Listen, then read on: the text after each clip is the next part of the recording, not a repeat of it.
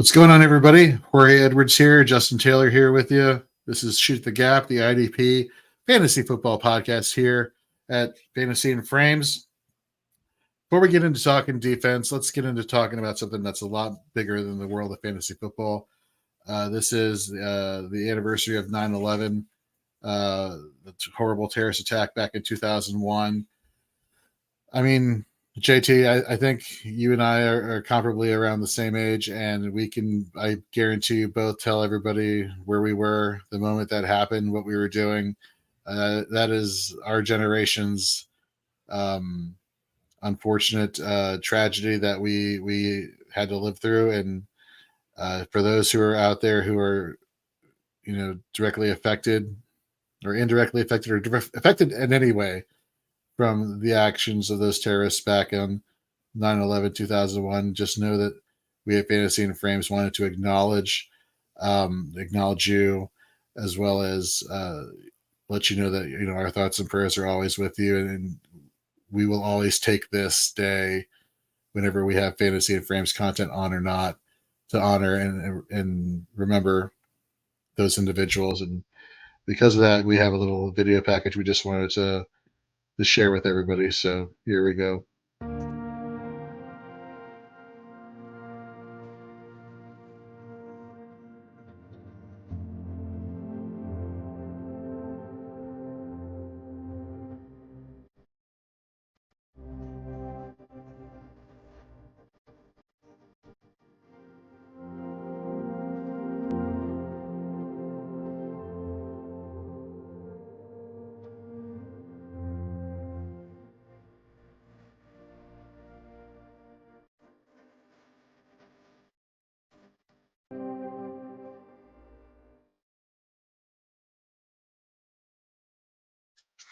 So JT, last hour on Fourth and Frames, I was telling Nate, where I was, when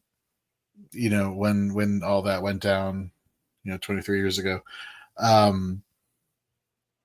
do want to tell a story.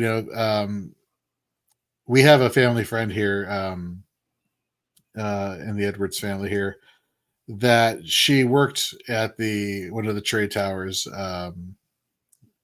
and heading into 9/11. One of her routines was she would always bring a thermos with coffee, get off the train, then go up to her office in one of the towers and carry on her day.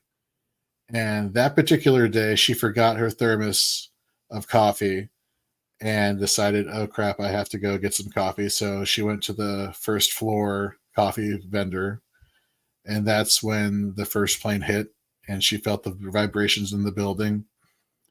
She got out of there, was able to get back to her home in Brooklyn, and then tragically saw all of her friends and coworkers perish in one of the most despicable acts in history.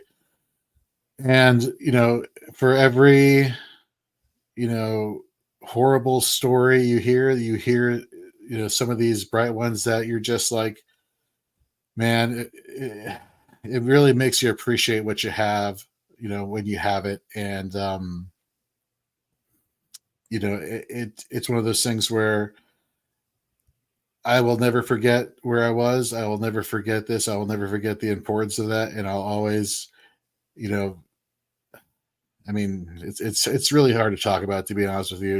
It's such a sensitive topic, and you want to do right by the people who are affected and were affected. And, just know that from everybody here, at Fantasy and Frames, we just want to give our condolences and know that we're still thinking about you. We'll always be thinking about you. And as the slogan says, we'll never forget what happened on that tragic day. Anything you want to add to any of that? Yeah, I was in college at Missouri at the time. I was asleep. My roommate's dad called, and our phone just kept ringing and ringing and ringing. We're like, who is calling us in the morning? He's like, you guys got to get up. You got to turn on the TV, see what's happening. It was just wild. I felt like that day I was like, okay, I'm like a grown up. Like real life is hitting us, now. And it was like, all right, we got to take it. And I had a ton of friends in the military that ended up going off to war and served after that. So yeah, it was a major impactful day for anyone who was alive then, but still people who or even young and don't remember that, it definitely affected their families and everyone they knew. I don't think I know anyone who didn't know someone that had someone they knew that was directly affected. Either a family member was there or lived in the area, or or something like that. So, yeah, that was a great tribute. I appreciate you putting that on. We have Charlene in the chat here. She said she was in college and her mom woke her up at 6 a.m. to come watch the TV, and never forget the feeling of shock and confusion. I don't think any of us will. It's one of those things where every year I always watch like the tributes and like the news shows and the specials, whether it's on NBC or Fox or whatever. I mean, the message is the same. We our hearts are poured out to those affected, and but as they say, we have to move forward. It's a hell of a segue tying in 9/11 to fantasy football, but at the end of the day, but Jorge, just jumping. Remember the games when they actually decided that they were going to play the NFL games that next Sunday, and there was a big discussion about whether to cancel them all, and they ended up playing them. Man, if you ever go back and watch some of the videos from those first NFL games, the crowd, the flyovers, the national anthem, man, it gets you every time. Just the solidarity of everybody in our country after that. I mean, I remember watching, it was, I think, a Monday night game where it was Washington visiting Green Bay. And as soon as, I think it was like Mark Chamorro running out of the tunnel with the American flag, just Lambeau Field was as loud as it's ever been, and probably hasn't been that loud ever since. And so, we'll do our best to entertain you all who are here, talking about some fantasy football here. For those who are watching and may have been affected, and just hopefully our distraction today talking about IDP Fantasy Football brings you some kind of comfort. And with that, let's get into let's hit that show intro.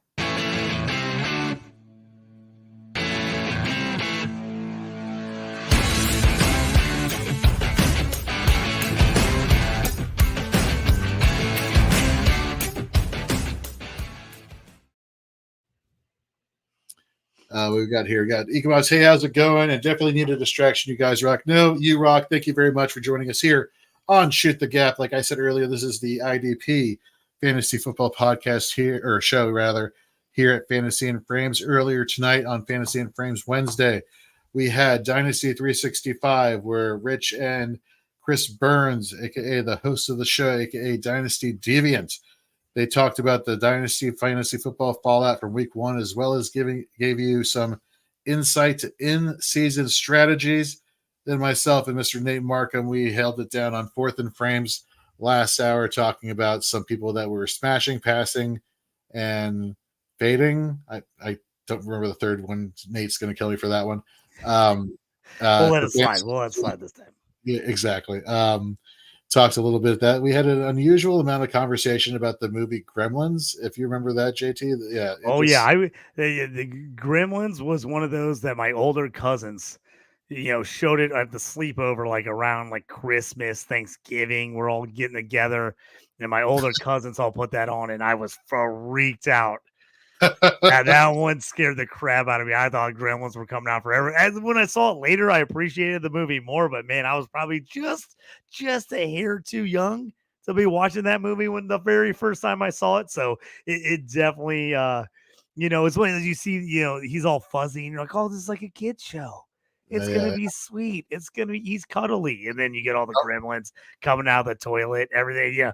Making you freak out and be like, check the toilet every time before you sit down. You don't know what's going to be in there. Like, yeah, that one was one of the first ones. I didn't have cable or anything when I was a kid. I lived in the country. We had like no TV, like no nothing. Like, I think we got like Saturday morning cartoons came in on the antenna, and that was like all I got. So when I would like go see my cousins when I was younger, they would like introduce me to these like music and MTV and the radios. I'm like, man, I haven't seen it. I mean, I was totally not ready. Blew me away, man. Well, for me, it was after seeing the movie. Every time I saw my mom or dad go to like the kitchen. I'm like, no eating after midnight. And then it's like, Jorge, you got to take a shower. It's like, it's been a few days. No, I can't get wet, or else I'll turn into a gremlin. Like that was my scarring childhood memory from the movie Gremlins. But that was great. Oh, I was going to tell you before we get too far on here. Sure. I was at the Colts Titans game this weekend. Obviously, it was a great game. It was a great game. Colts lost. It was a heartbreaker. It was a great game, but one of my all-time favorite IDP players, Syracuse and Colts great Dwight Freeney, had his Hall of Fame ceremony at halftime. Nice. Dwight Freeney specially Hall of Fame t-shirt. They only sold at the game. Limited edition. I got one. I had to wear it for the IDP show tonight. I'm super pumped about this shirt. I love Dwight Freeney. Before I was a Colts fan, I was a college football fan, and Marvin Harrison, I tell the story all the time. Marvin Harrison and Dwight Freeney and Syracuse was one of my favorite teams growing up. And when they all ended up on the Colts, Marshall Faulk was another one of my favorite players at San Diego State. When they all ended up on the Colts, it made me start rooting for the Colts, even though I wasn't really a Colts fan. I root them because all those guys, I liked them in college so much. So they helped make the transition to where I eventually came across Colts season tickets many, many years later and decided to start take one of my dad's friends' season tickets that he was getting rid of and moving. Took him in, and I've been a Colts fan ever since. It's been about 17 years, I think I've had season tickets now. Ever since 07-08 season. So, no, before that even, 06-07 season.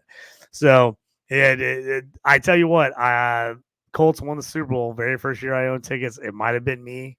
I don't know if I was a good luck charm, but they won the Super Bowl my very first year having the tickets, and I was hooked after that. I was like, I wasn't even really like a huge Colts fan yet. I was just going to the games because I thought it was awesome to go to the games, and I was like, man, Colts won the Super Bowl. I got season tickets. It was kind of a cool thing, but I loved Dwight Freeney, one of my all-time favorite players. He gave a speech, and they honored him at halftime. It was awesome. Dude, that has to be I know it sounds corny because we're grown adults here, but like to be in the presence of greatness, I think is an expression. Man, those guys you watched growing up. I mean, I watched him in college. I thought he was the best. And I remember everybody saying, oh, he's too small. He's not too big. He's not big enough. He'll never make it in the NFL. And then, man, just came in and like they show these highlight videos and they're like, how does he get off the line so fast? It was like every announcer was like, how does he get off the line so fast? Just, that speed, that burst, probably one of the absolute best spin moves in the history of the NFL.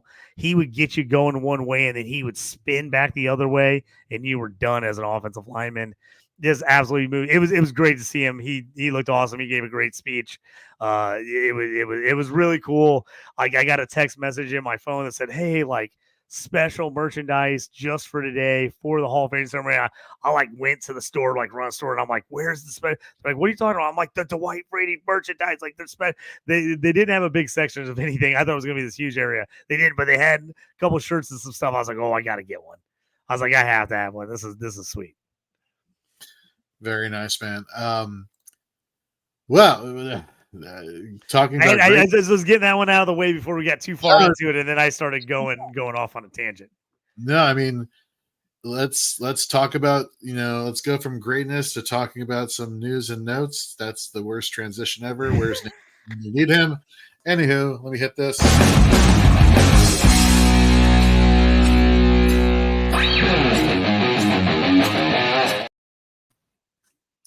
So a lot of news today, kind of, in the form of did not practice. So you have Roquan Smith, for example, dealing with a shoulder injury. Joey Bosa with a back.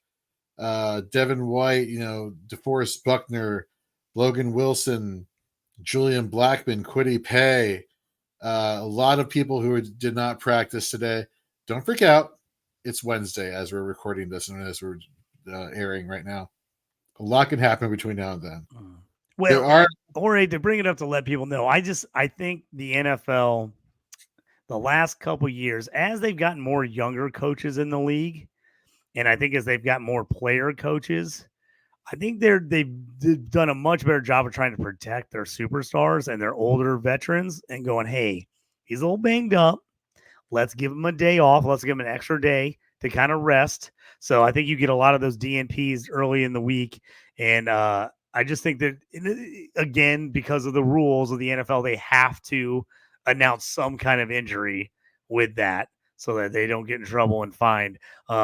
So until we hear later in the week, don't freak out just yet. But we did have some injury news of a few guys, IR, so stuff like that. But just for those IDP people, especially if you're new and you haven't played IDP very long, do not freak out about the DNPs early in the week. Now, if you start seeing DNPs on like Fridays, now you got to start like, ooh, is he going to play or not? Early in the week, especially with the older veterans, they do like to give those guys maybe an extra day of rest.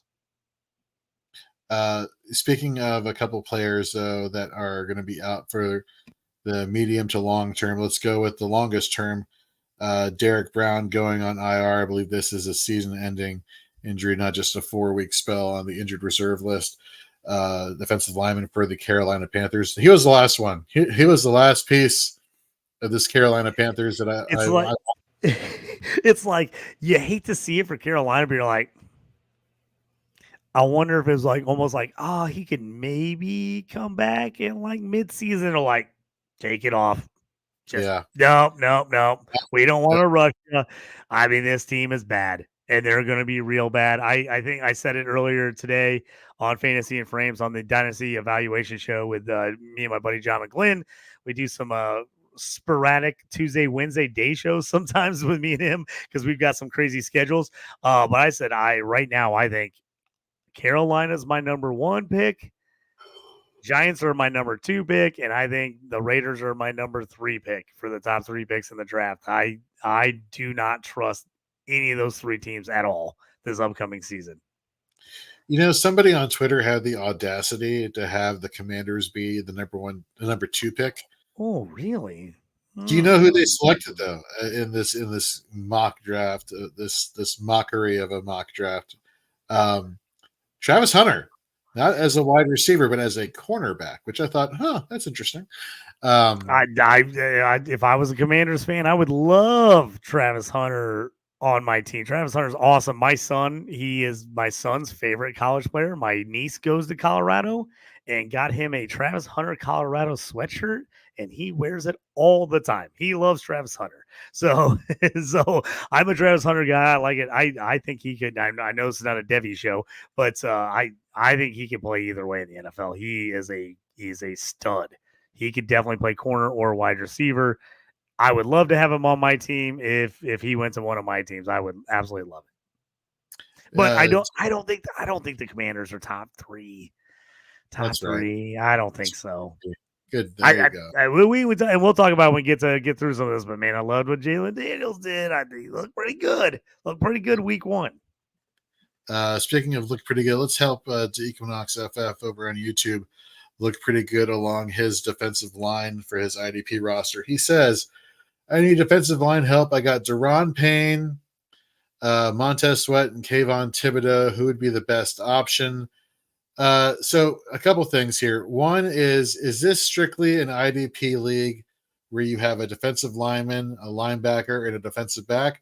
Or does it break it down between defensive end and defensive tackle, and then cornerback, safety, so on and so forth? I'm going to answer under the assumption it's a 3-position designation where it's just a defensive lineman, linebacker, defensive back. I was really shocked that Kayvon Thibodeau and Brian Burns basically did practically nothing last week against Sam Darnold and the Minnesota Vikings, which where the hell did that come from? And I know Montez Sweat did not either. But if I had to pick one for the long term, it's Montez Sweat for me personally, just because, you look at what Sweat was able to do last year. He led the Commanders in sacks, then got traded, and then led the Bears in sacks. The defense for Chicago remarkably got better the second he arrived there. Nate Markham and I, we were talking about last hour. This secondary for Chicago is no joke. All 3 cornerbacks, safeties, no joke. And now you're getting Sweat, who I believe was dealing with an injury leading up until the beginning of the season. Excuse me. So once he gets back up to form, it's the Bears. You know, I'm not going to call them monsters of the Midway. I'm not even going to call them the team that lost to your Colts in the Super Bowl back in 2006. But I will say they're looking pretty damn good defensively. Yeah, Whether I'm the with most you on that. I'm on for it. Sweat. I actually, I mean, we'll talk about Thibodeau later. I've got him on something. So I think he said, I think you were on the right assumption. He says, yeah, 3 of each. So 3 of each, 3 linebacker. I'm definitely taking Sweat. He's the guy I want there. Thibodeau, I've got to see something else out of him before. He was already getting testy with the media. They were asking about, zero production. I actually looked at one of the stat sheets as I was going through some stuff, looking at writing some articles, and I was like, did he even play? Because he wasn't even on the stat sheet. And then I looked at him. I was like, oh, it's because he had zeros across the board. He had nothing. He had one QB hurry. Is all he had the entire game. I was like, wow. So he was already getting tested with the media. They were asking him about the pass rush, and he like basically just looked at the guy. He's just like, next question. He's like, I'm not answering that. And so I think it's gonna be ugly in New York this year. I will say, unfortunately, I believe the Giants are taking on my Commanders this week. And whenever Kayvon Thibodeau plays the Washington Commanders, he always has a monster game. That is not analysis you should take to the bank. That is nothing substantial. There's nothing substantial about that. I'm just saying, would I be shocked if he went off this week? No, I would not be shocked. But do I? Yeah. You should have told me this insight before I wrote my plays and fades this week for IDP. Well, I'll tell you what. Like, it's a show me thing. I need to see it. I need to see it this week. We can have differing opinions. It's okay. We don't have to have the same opinion. We can both say our piece, and let the viewer, let the listener decide what's best for them and their roster. So yes, hopefully that answered your question to Equinox FF. For those who are watching, if you have any IDP fantasy football questions, just throw them in the chat over on YouTube. And while you're over there, hit the subscribe button and notification bell so you're notified when Fantasy and Frames and all of our content gets released, which I'd spend the next 5 minutes telling you about how much we do. It's all day, every day, folks. Get down there and watch it. We've got a little bit of everything. If you play fantasy football in any kind of format, you're gonna like what we got. And plus, head over to fantasyandframes.com and check out our rankings. Check out our plays and fade articles for college fantasy, for IDP fantasy, for regular offense fantasy. Check out our waiver wires for all three. Check out our specialty articles. This week we got the IDP roundup coming out where Nate Markham has basically watched every single football game, and he's going to give you the IDP breakdown for all the relevant players. That article is coming out on Friday. We got Colby Conway of Fantasy Alarm joining the Fantasy and Frames family. His laboratory notebook is going to be put out pretty soon on Friday. We got Keith Fleming putting out Keith's picks for DFS on Fridays. We just got so much going on, folks. So head over to fantasyandframes.com and head over to our YouTube channel, as well as follow us across all those different social media platforms on X, TikTok, and Facebook at Fantasy in Frames. We'd really appreciate it, and we will not let you down with the content that we put out there. And with that, let's get into what the people want to hear. They want to know who to play and who to fade this week. And it just so happens I have a job for that.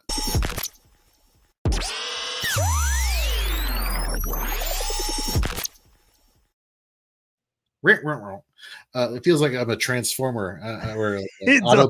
I was like, oh, I kind of like that. It's like an Autobot.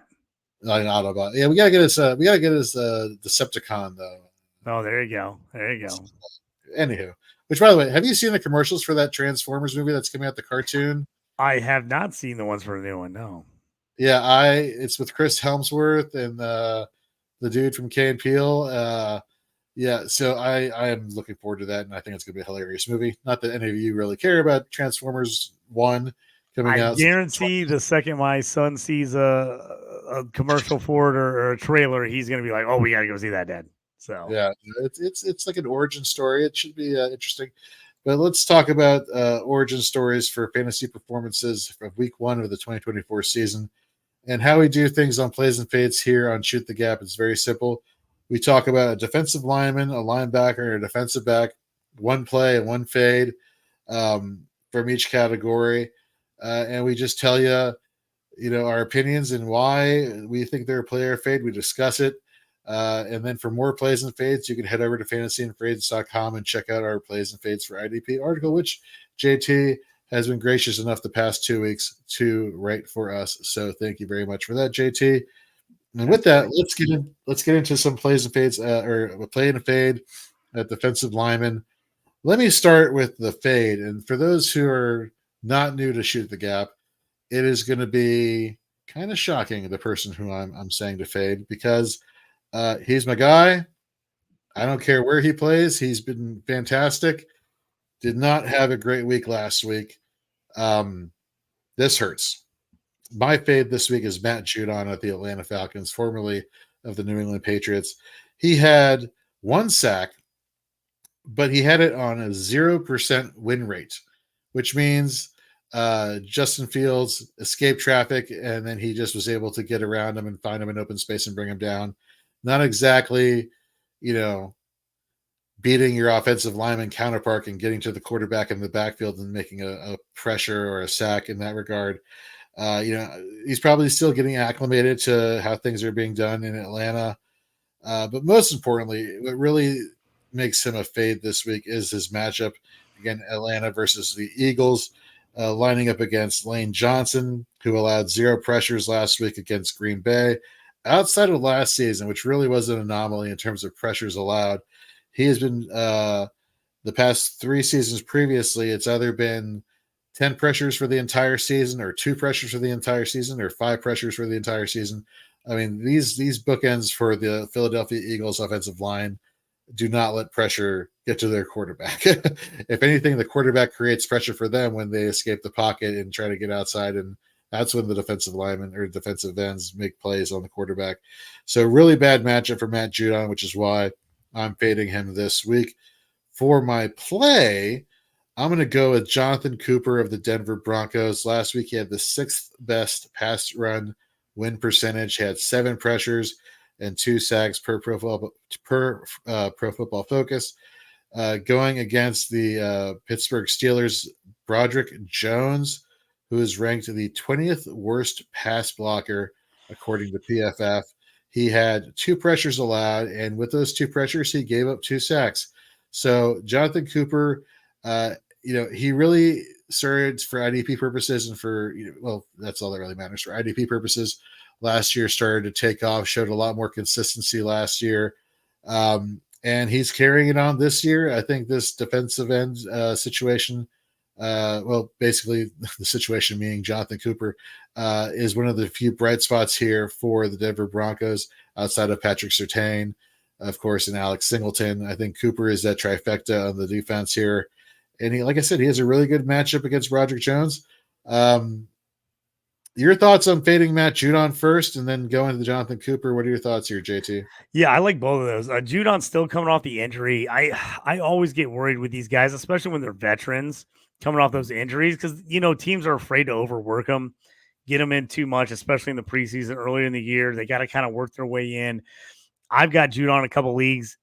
The fact that you're saying fade, I actually like, because I was eyeing him and I'm like, man, I kind of feel like I should sit him this week. I really did. I was like, I didn't want to sit him week 1 because I was like, yeah, I could see him making some noise week 1, especially because Broderick Jones, like you brought up,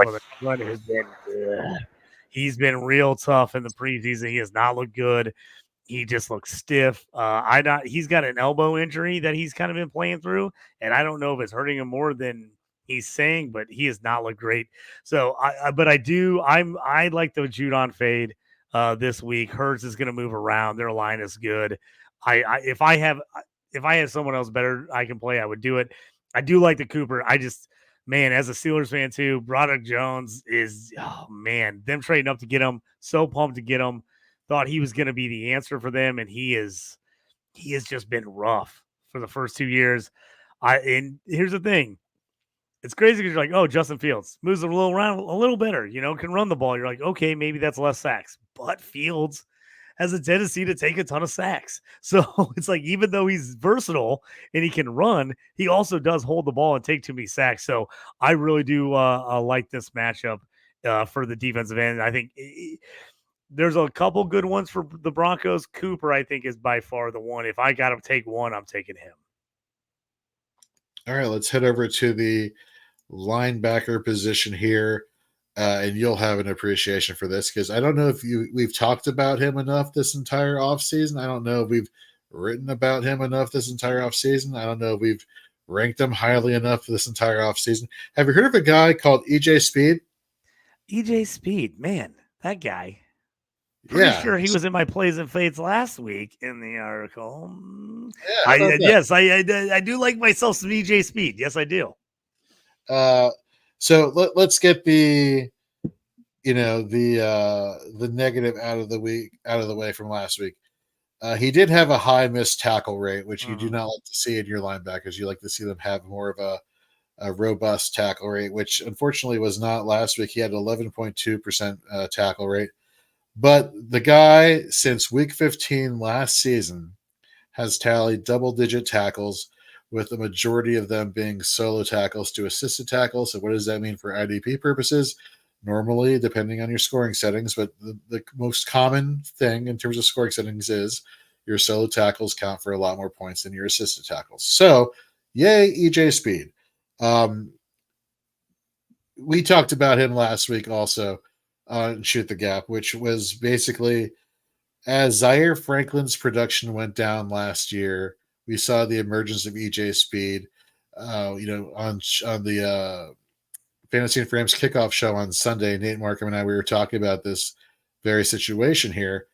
And that is, EJ Speed is kind of, and you even brought it up yourself, JT. EJ Speed is kind of like that Shaq Leonard role where he's applying pressures, he's getting to the backfield, he's making tackles for losses, he's blitzing, he's playing in coverage, he's doing all these things, whereas Zaire Franklin is the thumping run stopper, which that's also great for fantasy football, but EJ Speed can do a lot more, which depending, again, going to your scoring settings, if Zaire Franklin gets you 4 tackles and it's a point of tackle, that's 4 points right there. But if EJ Speed gets you 1 sack and a sack is worth 5 points, then that's a higher floor already for EJ Speed in those big play opportunities. So I love him this week, especially against Green Bay, where the quarterback situation, no Jordan Love. I think they're going to be running the ball a lot, which is great for EJ Speed. I think Malik Willis is going to run into EJ Speed a lot when he tries to use his athleticism to get around some of these edge rushers for the Indianapolis Colts. My fade, which was kind of, I was really disappointed last week. Jack Campbell of the Denver Broncos. He was supposed to be the quote unquote green dot wearer, meaning he's the defensive play caller. He was supposed to be all over the field. He was supposed to be this, most importantly, super productive second year linebacker. He only had a 13.6% tackle rate, which is better than EJ Speed's. But he had a 14.3 missed tackle rate. So you're telling me he was missing more tackles than he was actually making. Generally, not optimal for real football or for fantasy football. You're going against a Buccaneers team that their running backs, it's Rachaad White out of the backfield catching the ball. Bucky Irving to be determined, although he did look good against my Commanders last week in limited action.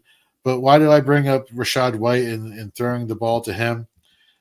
Jack Campbell, according to PFF, has a grade 47, which is basically a failure or an F, playing in coverage. So you're not really getting anything from him. I think the linebacking situation for Indianapolis runs through Alex Anzalone. And unfortunately, Campbell, after week 1, did not look so sharp. And I think the Bucs are going to utilize all their weapons they can to beat Detroit this week. And that's why I'm fading Campbell, but playing Speed. Let's see here. We got a comment. We'll get to you, Ezekiel, in a few minutes. Just hang tight. What are your thoughts on EJ Speed and most importantly, Jack Campbell? Yeah, I'm going to give away. Oh, sorry about that. I got a little bit of reverb there. Campbell was on my fades list. This wasn't pretty for him to start. Hopefully, this isn't a sign for the whole year to come, but he did not get a good snap share. Anzalone, like you said, seems like he is going to continue to be the man for the Lions. And I love EJ Speed for the whole season, but especially this week for everything you said. Packers are going to have to run the ball. No Jordan Love. That's going to help out EJ Speed just running all over the field, making plays. I think they're going to really I think they're going to have to try to pound the rock, and I think that just means more tackles for EJ Speed. And I think Malik Will's trying to run the ball. I think that's his, probably his best attribute as a QB is his legs, and EJ Speed's got the speed to run him down and catch him and hopefully even turn some of those tackles into sacks if he can get them behind the line of scrimmage. So I love Speed this week. I think he's an ultimate premium play. If you got him, you got to play him.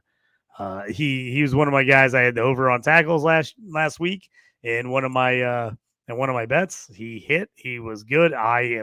Unless the number is just astronomical, I'm going to be jumping on him yet again. I love Speed. Would you say you have the need for Speed? I do have the need for Speed. That's a great one. I would like to know, which, by the way, if you want to read more about Jack Campbell, head over to fantasyandforravens.com and look at JT's plays and fades for IDP. I want to know people who are watching right now, which, by the way, thank you very much to close to 200 of you on the X platform, as well as those on YouTube. If you're on X, head over to YouTube, hit that subscribe button. We'd really appreciate it. Okay, let's see here. Let's got a question here. Let's go back to Day Equinox. Yeah, I'm targeting any. Yeah, he just said he was targeting anybody going against the Giants this year. So I was like, yeah, that's probably not a bad move offensively or defensively in fantasy. Targeting players going against the Giants should be a winning formula most of the time, I would think. And then we got Ezekiel in the chat. So Ezekiel, little rule here on Shoot the Gap when we cover IDP Fantasy Football. We like to keep our questions to the defensive side of the ball. But since you're new here, at least this is the first time I'm seeing you, going to answer this one time. He has thoughts on Zach Charbonnet, running back of the Seattle Seahawks, now that Kenneth Walker is dealing with an oblique injury. Charbonnet had a lot of opportunity last season to kind of show what he's got coming out of UCLA, and he just wasn't efficient with, when he was given the ball as the primary lead back. I go back to that Dallas game. I always use that as a great example. Had the opportunity as the lead back there, wasn't really efficient. I need to see more out of Charbonnet as the bell cow before I could give you a recommendation of saying, yes, start him or whatnot. We don't know if Kenneth Walker is going to be out for that game. Like I said, the report just came out today that he's dealing with the oblique injury. If anything, I'm going full blown on on JSN this week. I think he's going to have a huge matchup there. So if you could finagle JSN out of somebody, or if you roster JSN, I think you're in for a big week there. Yeah, I agree with you. I think Charbonnet is not going to be fantasy relevant unless you have a Kenny Walker DNP. Unless he's out. I just don't see Charbonnet getting enough touches and being worthwhile to just put him in your lineup. Yes, he had a touchdown last week on a reception, but he's just not going to get a lot of touches without Walker being out of the lineup. All right, JT, who are some defensive backs or a defensive back that you're playing and fading for week 2 of the 2024 fantasy football season? So I'm going to give you a double dip here. I'm going to give you a waiver wire pickup plus a play. Ooh, okay. So Quentin Lake, defensive back for the Rams, a guy that wasn't on a lot of people's lists. Nobody was quite sure what this Rams defense was going to look like. It was pretty much Ernest Jones, and then who knows? And then they turn around and trade Ernest Jones, and you're like, now we really don't know what's happening with the Rams. Just an absolute cluster there right now, figuring out what's happening, which is kind of crazy because Matt Stafford and the Rams are kind of good. So it's interesting to see what they're doing here on defense. I think Quentin Lake is the guy that's being slept on. He played 100% snap share. He had 78% in the box. That's and crazy. He's not supposed to be their box safety. That's supposed to be Cameron Curl. Cameron Curl is supposed to be their box safety. The fact that Lake got 100% of snaps and 78% in the box, which I said in one of the earlier episodes this year, that I thought they were going to play a single high safety with two safeties in the box. I was like, I think they're going to play a lot of three safeties with two safeties in the box. They did a lot of that in week one. Lake looks like the guy they really trust. He's going to be in there. Little bit of a high missed tackle rate for week one, which was a little scary, but he had 10 tackles. He had 10 tackles, and for me, I know I absolutely put in my waivers to pick him up this week in an IDP league where I needed some safety help. Looking if anything stays where it is in week one, I thought Cameron Kitchens, the rookie out of Miami, would be this guy. It looks like it's Lake. So I liked Cameron Kitchens as a sleeper because I thought he was going to play this position that Lake's playing. It looks like it for now, it's all Quentin Lake. He's my waiver wire pickup and my play. I just think he's going against the Raiders. I don't love what the Raiders do. Minshew is just, while I like him as a person, I think he's a fun, exciting guy. He's turnover prone. He tries to force plays, especially when his team is losing. I saw it all last year in Indy. He tries to do too much, especially when his team is down. I could see some turnovers and takeaways here, but what I cannot ignore is the floor. 100% snap share, 78% in the box, 10 tackles. Sign me up for that every week. Before we get to one of your fades, I just want to throw up here this comment because this is what I like to see, and I think this is, to be fair, what we all like to see. First time on here, I'm definitely subscribing. Yes, thank you, thank you very we much. Appreciate it. Definitely appreciate it. It made our day. All right, JT, if you give us one fade for this week, who would it be? This is the guy I'm fading this week, but this is kind of like I said, it's kind of a twofer. He's kind of a season-long fade for me. Ooh. And this is Jason Pinnock for the Giants. Going against the Commanders this week. In week one, 2 tackles. He was completely outplayed by Tyler Nubin, who really, the rookie out of Minnesota, 7 tackles for him. He was much more in the mix. I think that's going to be a theme this year where Nubin really kind of takes over and becomes that playmaker.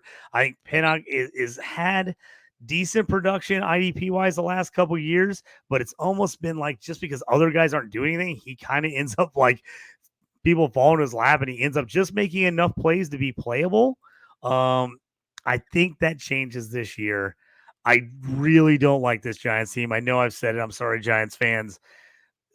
The rebuild needs to happen. But outside of Bobby Okereke, who also did not have a good week one and killed me in a couple leagues, and Brian Burns, Thibodeau, Nubin, and even Thibodeau, I'm really iffy on. I just think Pinnock, I think his days of being that fringe playable IDP guy, I think it might be done. I think he might turn into waiver wire fodder for a lot of IDP people this season, I think.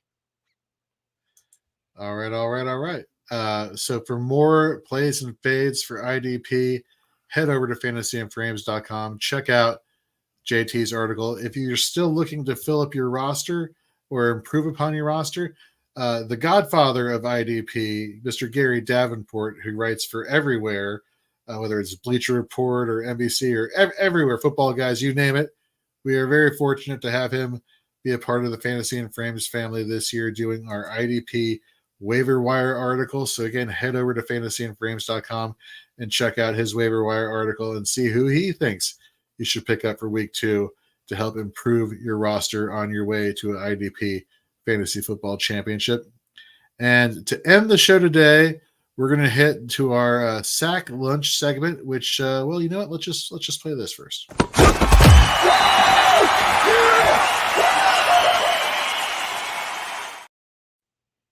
So the premise is simple. We debuted this last week.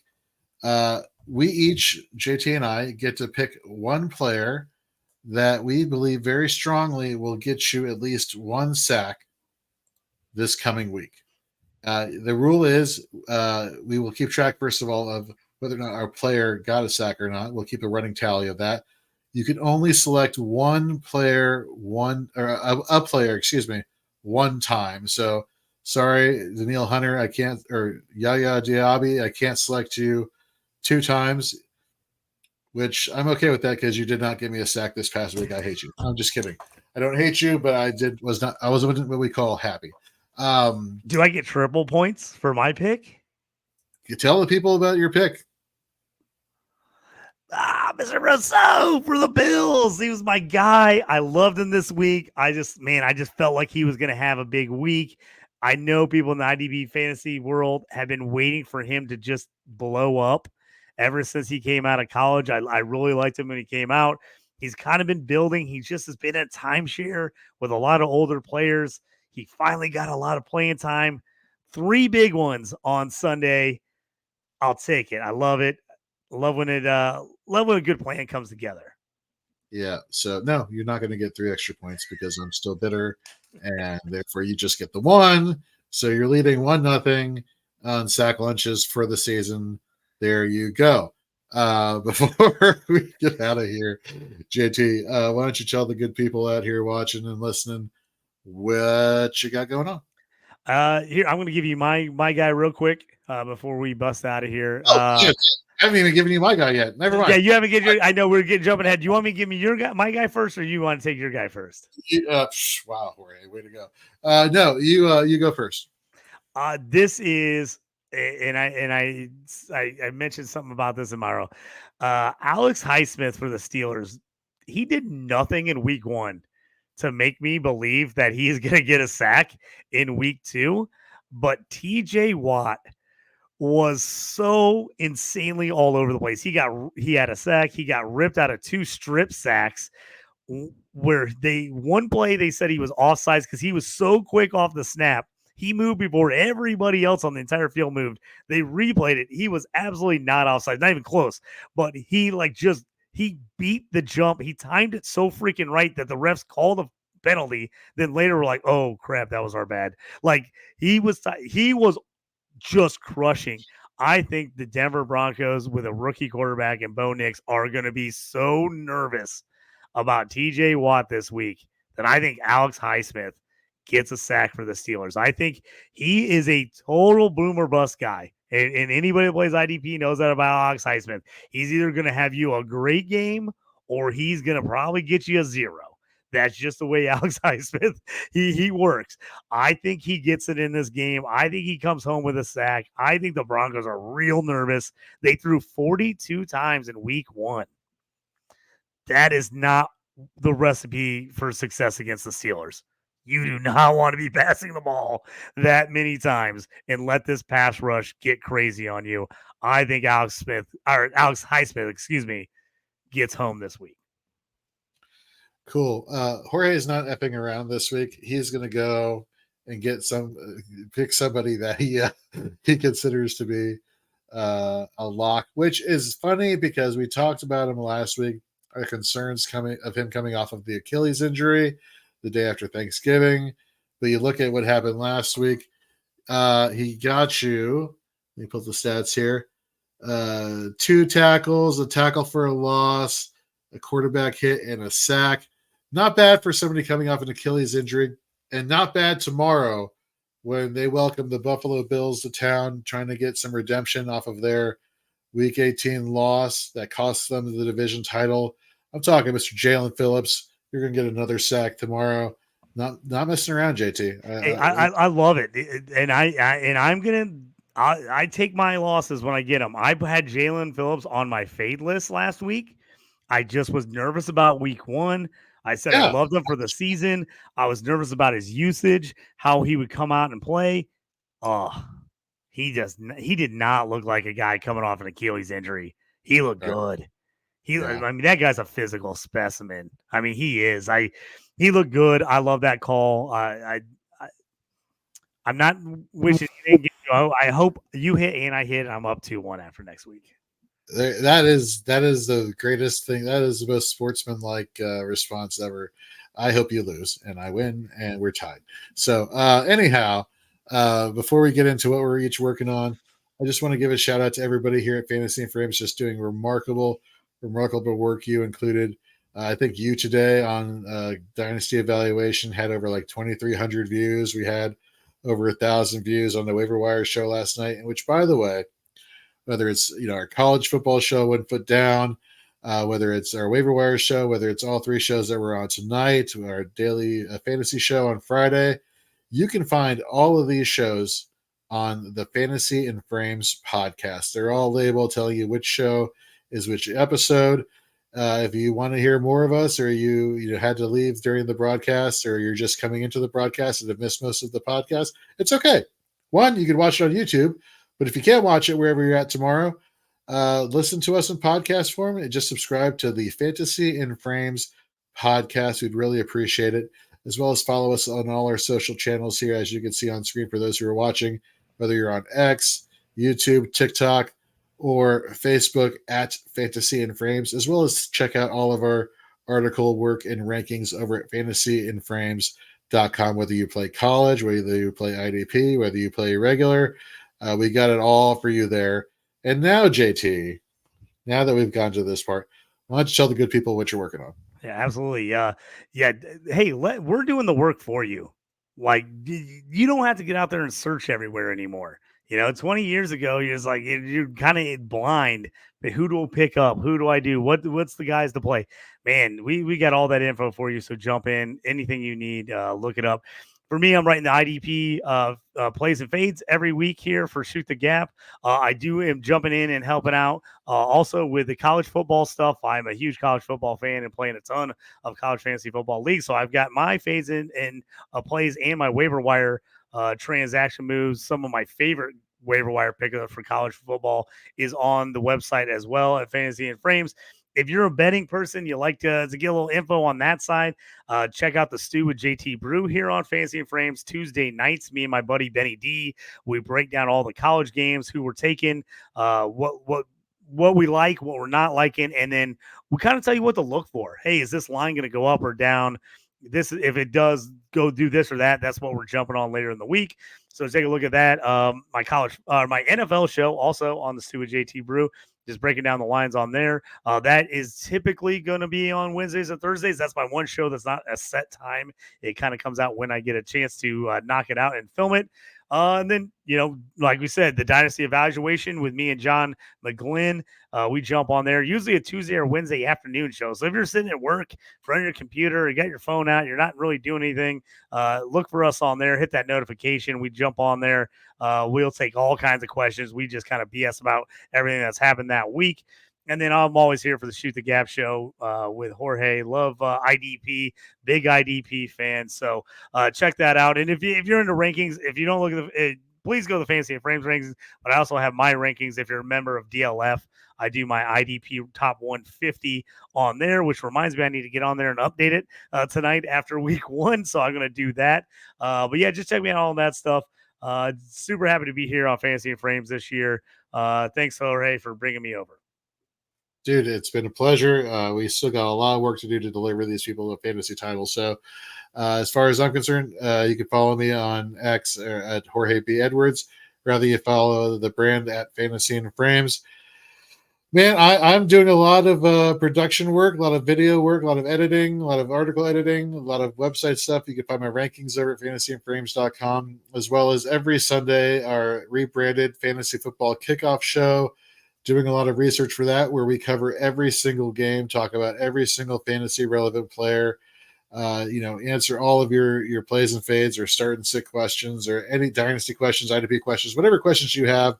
Tune in, whether you're watching on YouTube, which will at least subscribe there once you go there, Facebook, or on X. We're there from 9 p.m. Eastern to noon.